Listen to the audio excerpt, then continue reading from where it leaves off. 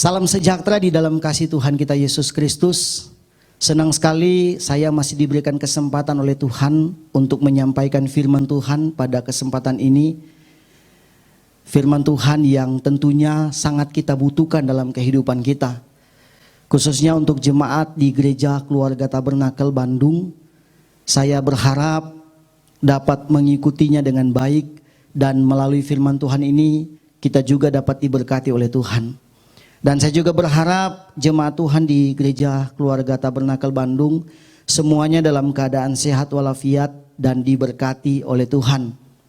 Walaupun tidak dapat dipungkiri kalau hari-hari ini kita sedang menghadapi satu wabah penyakit virus COVID-19 yang pastinya sudah sangat mengganggu aktivitas kita, pekerjaan kita, bisnis kita dan sebagainya, tapi tidak mengurangi hal kita beriman kepada Tuhan.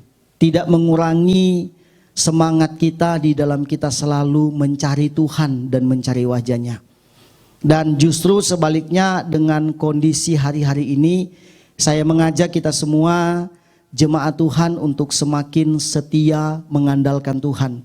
Walaupun belum bisa beribadah di gereja, tetapi kita mempertingkat persekutuan kita di rumah masing-masing. Mezbah doa, mezbah keluarga kita semakin tingkatkan untuk supaya kita benar-benar menyatakan kerinduan kita kepada Tuhan. Apapun masalah yang terjadi dalam kehidupan kita tidak akan mengurangi semangat kita di dalam mengiring Tuhan, di dalam melayani Tuhan. Kenapa demikian? Kita memang tidak bisa menghindari persoalan, permasalahan dalam kehidupan kita. Mungkin banyak orang berpikir bahwa kalau kita menjadi orang Kristen, menjadi anak Tuhan, menjadi pengikut Kristus, kita bebas hambatan, bebas masalah. Justru itu sebuah pandangan yang keliru menurut saya ya. Kenapa? Karena justru kalau kita ikut Tuhan, apa yang firman Tuhan katakan di dalam Matius 16 ayat yang ke-24. Matius 16 ayat yang ke-24 dikatakan, lalu Yesus berkata kepada murid-muridnya, setiap orang yang mau mengikut aku, ia harus menyangkal dirinya, memikul salibnya dan mengikut aku. Nah, ini syaratnya untuk mengikut Yesus itu ada dua hal. Pertama menyangkal diri, kedua memikul salib. Jadi kalau kita berharap kita ikut Tuhan bebas hambatan, tidak ada persoalan, tidak ada permasalahan, itu justru salah. Kenapa? Karena firman Tuhan yang mengatakan bahwa kalau kita mau ikut Tuhan, kita harus menyangkal diri, memikul salib, baru kita ikut Tuhan. Tapi tenanglah. Firman Tuhan mengatakan tenanglah. Yesus mengatakan kepada murid-muridnya tenang. Kenapa? Karena Yesus tidak mungkin membiarkan kita menyangkal diri, memikul salib sendiri. Artinya ada pertolongan dari Tuhan bagi kita semua yang setia kepada Tuhan. Kalau kita membahas tentang menyangkal diri dan memikul salib ini, menyangkal diri ini adalah dan memikul salib ini adalah harga yang tidak dapat ditawar. Kita tidak bisa berkata begini, bisa enggak saya enggak menyangkal diri dan tidak memikul salib? Bisa saja, boleh-boleh saja kita tidak menyangkal diri dan tidak memikul salib. Tapi itu artinya kita tidak sedang ikut Tuhan. Karena orang yang sedang ikut Tuhan mutlak pikul salib dan sangkal diri tiap hari dalam hidupnya. Jadi kalau kita mau buat penawaran, saya mau ikut Tuhan, tapi nggak mau menyangkal diri, nggak mau memikul salib, itu nggak mungkin. Itu tandanya kita sedang berhenti ikut Tuhan. Kalau kita sedang mengalami banyak masalah dalam hidup ini, kita sudah setia ke gereja, rajin beribadah, setia kepada Tuhan, lalu kita dirundung oleh berbagai macam persoalan, itu tandanya kita sedang ikut Tuhan. Berarti Bapak Ibu, saudara yang kekasih dalam Tuhan, langkah kita sudah benar, kita sedang mengikuti jejak kakinya Tuhan. Menyangkal diri dan memikul salib. Apa sebetulnya yang dimaksud dengan menyangkal diri dan pikul salib? Mungkin banyak di antara kita yang belum begitu paham apa yang dimaksud dengan menyangkal diri dan pikul salib. Menyangkal diri di sini kalau saya tulis dalam bahasa aslinya menggunakan kata aparnesasto, menyangkal diri. Artinya memungkiri, tidak mengakui, tidak menganggap diri sendiri itu penting. Jadi kalau kita ikut Tuhan, kita tidak lagi menganggap diri kita itu penting. Yang penting adalah Tuhan, bukan kita. Itu namanya menyangkal diri. Kita menganggap bahwa tidak ada hal yang terpenting dalam hidup kita. Ada banyak orang Kristen yang masih menganggap dia orang penting. Ya kan? Bahkan selalu menganggap dirinya lebih penting di gereja daripada orang lain. Selalu ingin menjadi orang yang terpenting, dihormati dan sebagainya. Nah, itu bukan mengikut Yesus. Seharusnya kalau kita benar-benar cinta Tuhan dan ikut Tuhan, kita tidak menganggap diri kita itu penting. Kita selalu menganggap bahwa yang terpenting adalah Tuhan, bukan diri saya. Jadi bukan saya, tapi Tuhan. Itu menyangkal diri. Yang kedua, memikul salib. Memikul salib itu dalam bahasa asli menggunakan kata aipario, atau menggunakan kata stauros. Dua-dua ini memiliki pengertian yang sama. Aipario, stauros ini artinya tetap mengabdikan diri meskipun di dalam pergumulan dan penderitaan. Perhatikan baik-baik. Dua kata tadi itu merujuk pada satu pengertian yang sama, yaitu menganggap diri, mengabdikan diri meskipun di dalam pergumulan dan penderitaan. Mengabdikan diri walaupun dalam pergumulan dan penderitaan. Ini sudah dilakukan oleh Yesus ketika dia diperhadapkan di depan mahkamah agama, mahkamah agung. Dia diadili karena dituduh berbuat salah, kemudian dia dianiaya, dia dipukulin, dia dihantam sampai hancur babak belur, dia disuruh pikul salib melewati jalan Via Dolorosa, dia tembus ke bukit Golgota, dia pikul semua itu. Dia tetap setia mengabdikan diri walaupun dalam penderitaan. Itu yang namanya pikul salib. Jadi pikul salib pengertian hari-hari ini atau sekarang ini dalam bentuk rohani, bukan kita pikul salib, ya kita pikul salib beneran, buat kayu, palang, kemudian kita pikul keliling-keliling kota, keliling kampung, cari bukit yang tinggi lalu kita pikul salib. Bukan begitu. Pengertian pikul salib adalah kita tetap setia kepada Tuhan, tetap mengabdikan diri kepada Tuhan meskipun di tengah-tengah penderitaan. Saya yakin hal ini tidak gampang untuk kita lakukan. Saya percaya tidak mudah untuk kita lakukan hal ini. Tidak banyak orang yang bisa melakukan hal ini. Bahkan secara manusia kita tidak mungkin bisa melakukan ini. Mengabdikan diri kepada Tuhan, tetap setia kepada Tuhan walaupun kita tiap hari mengalami persoalan. Bahkan ada banyak orang yang mengeluh, katanya ikut Tuhan enak, kenapa saya menderita tiap hari? Kenapa justru sebaliknya saya mengalami banyak hal. Dulu waktu belum ikut Tuhan saya menderita. Lalu dengar khotbah pendeta, kalau kamu ikut Tuhan, kamu diberkati, kamu hidup dalam damai sejahtera, kamu tanpa masalah. Ketika kita ikut Tuhan justru masalah banyak datang dalam hidup kita. Yang bohong itu siapa? Pendetanya atau Tuhannya yang bohong? Kita mulai menganalisa di dalam pikiran kita. Kita mulai berpikir hal-hal yang aneh. Padahal kita tidak mengerti dan memahami arti panggilan Tuhan yang sebenarnya. Panggilan Tuhan dalam kehidupan kita itu bukan berarti kita hidup bebas, hidup bahagia tanpa masalah. Tuhan menjanjikan kita ditolong oleh Tuhan. Tapi bukan berarti membiarkan kita untuk tidak mengalami masalah. Karena masalah itu harus kita alami dalam hidup ini. Untuk apa? Untuk menguji iman kita, menguji kesetiaan kita, menguji ketaatan kita kepada Tuhan.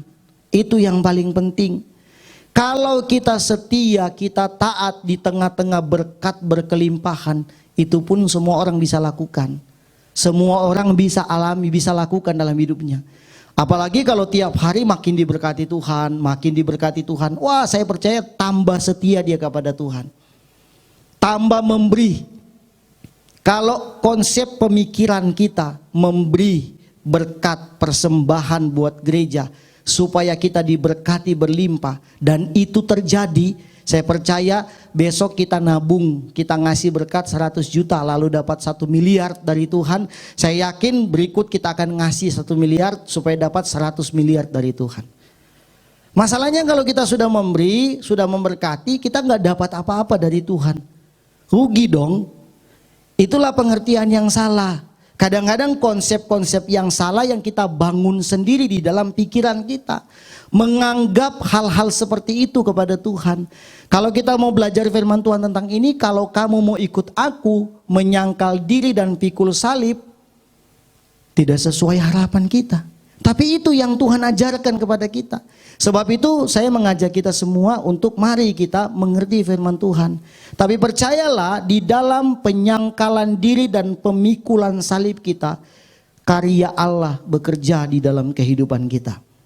Jadi kita tidak bisa menghindari masalah. Justru kita akan menghadapi masalah dalam kehidupan kita.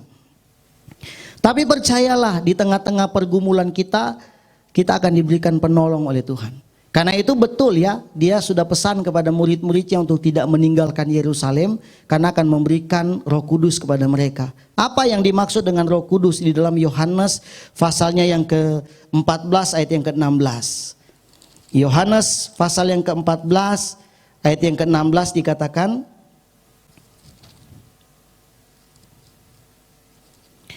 Aku akan minta kepada Bapa dan Ia akan memberikan kepadamu seorang penolong yang lain supaya ia menyertai kamu selama-lamanya. Jadi kita diberikan seorang penolong yang lain, satu pribadi yang lain yang menjadi penolong dalam hidup kita, yaitu Roh Kudus. Kenapa Roh Kudus itu harus kita miliki? Ya karena tadi menyangkal diri dan pikul salib bukan perkara mudah, bukan perkara gampang. Tanpa Roh Kudus tidak ada satu manusia di muka bumi ini sanggup melewati penyangkalan diri dan pemikulan salib. Gak akan ada. Karena itu berat.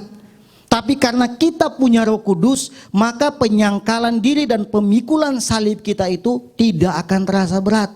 Kenapa? Karena ada Roh Kudus yang menolong, membantu kita di dalam penyangkalan diri dan pemikulan salib itu tadi. Jadi kita membutuhkan Roh Kudus dalam kehidupan kita. Nah, peranan Roh Kudus bagi kita itu apa? Ada 3 hal yang saya catat di sini. Peranan Roh Kudus bagi kita. Yang pertama, kita lihat di dalam surat Efesus pasalnya yang ketiga. Efesus pasal yang ketiga ayat yang ke-16 dikatakan, Aku berdoa supaya Ia menurut kekayaan kemuliaannya menguatkan dan meneguhkan kamu oleh Roh-Nya di dalam batinmu. Perhatikan baik-baik kata Rasul Paulus, aku berdoa supaya Tuhan menurut kekayaan kemuliaan Tuhan menguatkan dan meneguhkan kita oleh Roh-Nya, oleh Roh Allah, oleh Roh Kudus di dalam batin kita. Jadi Roh Kudus itu menguatkan batin kita. Seperti yang sudah kita bacakan barusan.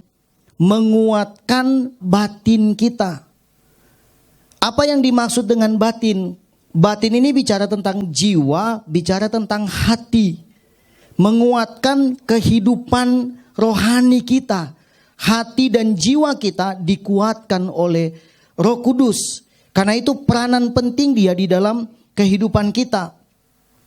Di dalam pimpinan dan tuntunan Roh Kudus, kita akan diberikan kekuatan oleh Roh Kudus untuk menghadapi setiap hal yang terjadi dalam kehidupan kita.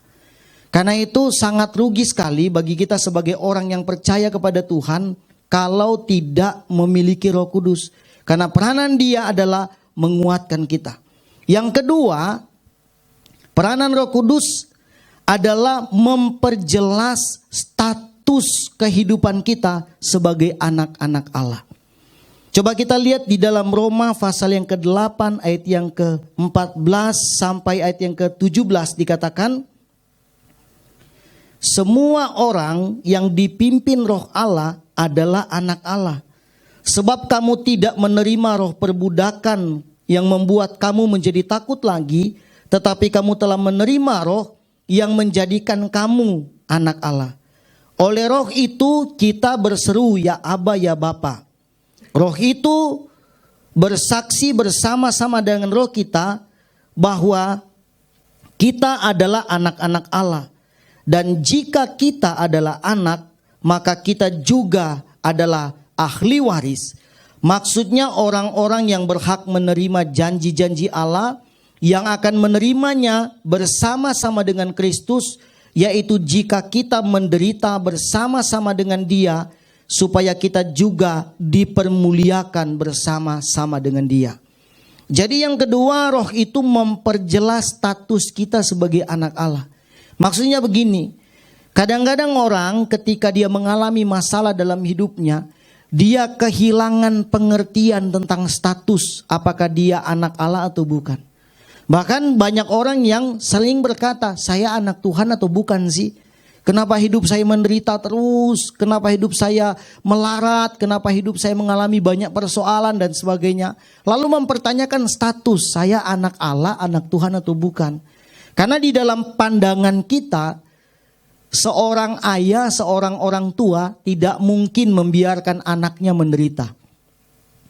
Yang di bumi aja gak mungkin membiarkan anaknya menderita, apalagi Allah. Kenapa hidup saya menderita?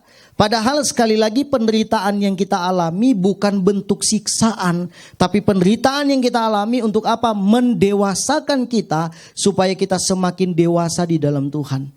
Tapi percayalah, kita ini adalah anak-anak Allah. Maka ketika kita punya roh kudus itu yang akan memperjelas status kita. Kita ini adalah anak Allah. Kalau kita anak Allah dikatakan kita juga adalah ahli waris. Ahli waris maksudnya orang-orang yang berhak menerima janji-janji Allah yang akan menerimanya bersama-sama dengan Kristus. Jadi kita ahli waris yang berhak menerima janji-janji Allah. Dan kalau kita anak Allah, kita juga berhak untuk memanggil Dia, ya Aba, ya Bapa. Di tengah-tengah pergumulan kita bisa teriak memanggil Tuhan kita sebagai Bapa di dalam kehidupan kita. Yang terakhir, peranan Roh Kudus dalam kehidupan kita atau tuntunan Roh Kudus, pimpinan Roh Kudus dalam kehidupan kita itu membuat roh kita mengerti tentang pengharapan apakah yang terkandung di dalam panggilan itu. Jadi tuntunan Roh Kudus, pimpinan Roh Kudus itu akan membuat kita mengerti pengharapan apakah yang terkandung di dalam panggilan itu.